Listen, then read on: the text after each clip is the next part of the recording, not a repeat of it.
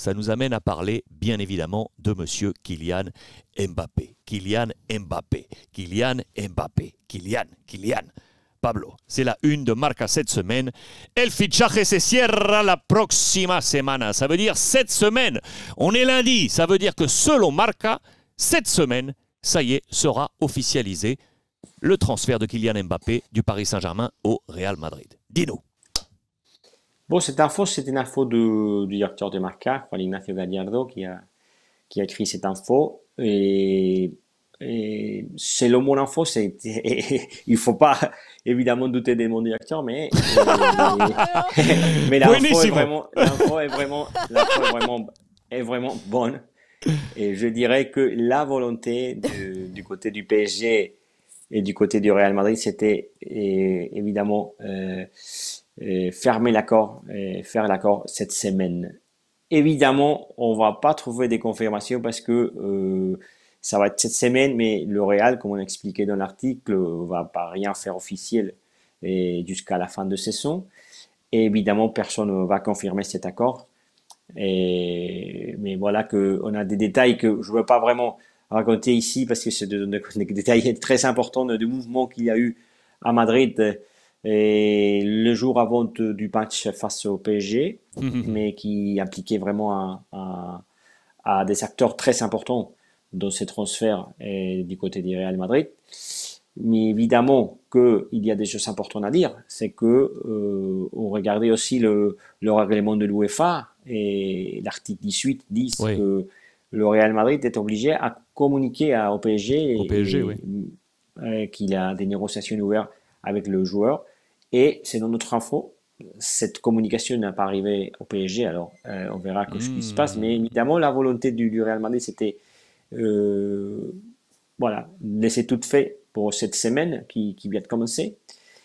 Et évidemment que du côté du Marca, du côté de mon info, il y a eu aussi des infos qui disaient hier que le joueur avait signé un contrat déjà avant le match face au Real Madrid. C'est quelques infos que il nous a démenti du côté de l'entourage des joueurs, parce que c'était le joueur même qui avait assuré, et je pense que c'était vrai, que c'était sa parole, sa volonté, et qu'il a été vraiment loyal avec sa parole, c'est que le joueur ne voulait pas rien signer avant le confrontation au Real Madrid. Et même s'il a eu des infos de ce côté qui disait qu'il y avait déjà un accord, nous a démenti, et je crois aussi la parole de Kylian Mbappé, qu'il n'y avait pas rien de signé avant ce match face au Real Madrid. On est bien d'accord que les parents de Kylian Mbappé avaient fait le déplacement au Bernabéu. Oui, et ils étaient au Bernabéu, ouais. Vous direz, ça peut être juste en tant qu'invité. Voilà. Parce qu'il s'était invité, je pense, en plus du côté du Real. Du Real ? Je crois parce qu'il y a eu des infos qui disent qu'il était à la tribune, mais pas dans le secteur où il c'était dans un palco privado, c'est ça ? Dans un... Oui, d'accord. Oui. Ah, il serait bon de savoir effectivement quelle est finalement l'invitation à laquelle ils ont répondu. Est-ce que c'est l'invitation et selon l'info qui est sortie ici en Espagne, même la famille de Neymar, ça ne veut pas dire qu'attention que Neymar venait au Real. Je ne suis pas du tout. Mais apparemment, la famille de Neymar était aussi dans un secteur de l'estade qui était du côté du Real Madrid. Regarde, juste, il y a Thomas sur le chat, Aurore, qui te dit « Aurore, gratte-toi le nez si tu penses que Mbappé va signer avant la fin de la semaine. » Je vais rien faire du tout.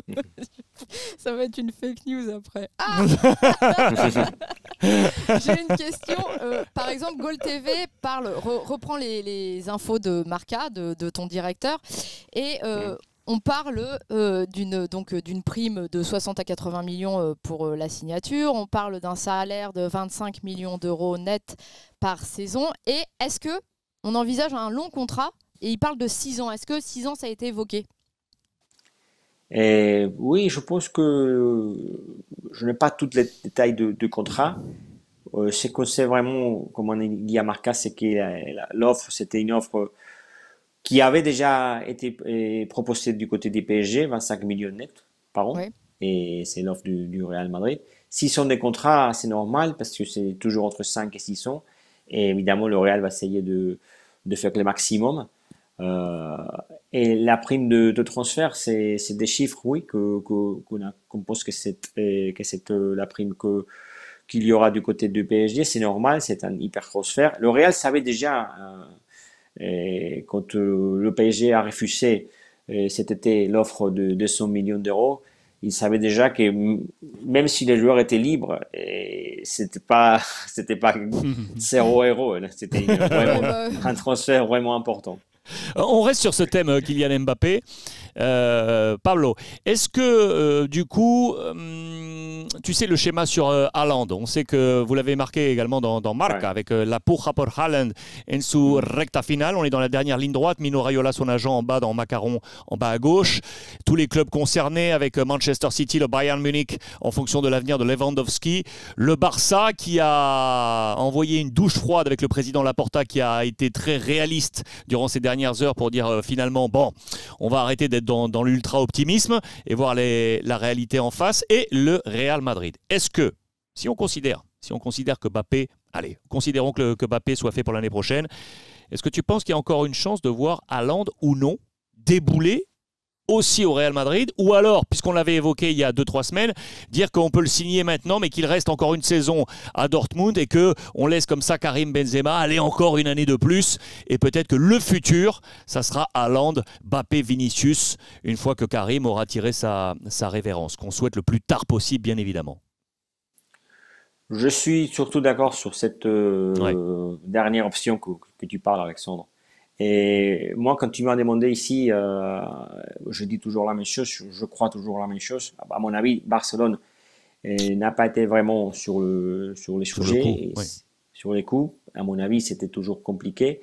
Je pense que toute cette info qui est sortie depuis déjà longtemps du côté de Barcelone, à mon avis, c'était une stratégie pour faire réagir le Real et le City. Et à mon avis, les deux candidats, on était toujours au City et au Real Madrid. Et je donne toujours un petit avantage au City parce que, comme tu disais, et pour le Real, c'est compliqué de faire venir Haaland et Mbappé en même temps parce qu'il y a Karim Benzema et il y a Vinicius. Ça sera vraiment compliqué.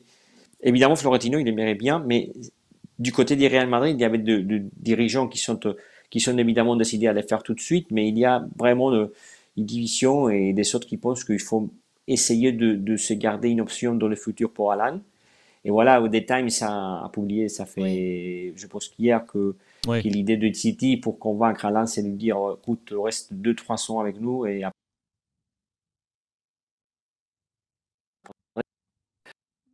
au Real Madrid. Tu as eu un petit coup de fil, donc du coup, ça a coupé ta dernière phrase. Mais t'inquiète pas, ne te préoccupe, c'est ça.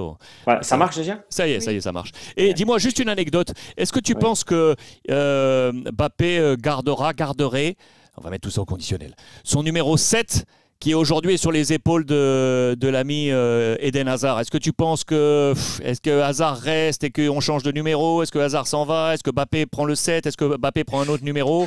Qu'est-ce que tu penses? C'est une grande question. C'est une grande question difficile à répondre. Je ne veux pas vraiment d'informer. À mon impression, c'est que opinion, pas information, opinion. Ouais, voilà, je veux être très clair. Mon opinion, c'est que ça ne sera pas vraiment compliqué parce que je crois que la volonté du Real Madrid, c'est de chercher une équipe Eden Hazard. Je crois que Hazard, si déjà il y a Kylian Mbappé, cette année même, il n'est plus important au Real Madrid. Imaginez avec Kylian Mbappé. C'est Vinicius qui a déjà confirmé comme un exploit incroyable et qui a progressé énormément, et Asensio même, et Rodrigo, il n'est pas dans les plans du Real Madrid.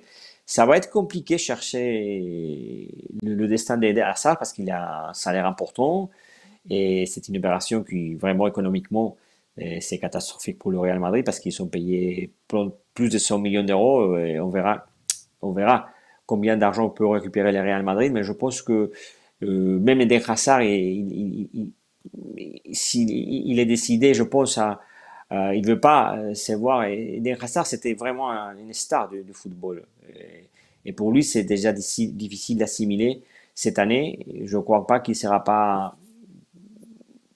pas vraiment rester ici pour rien. Et il est professionnel, il n'a pas de blessure, évidemment.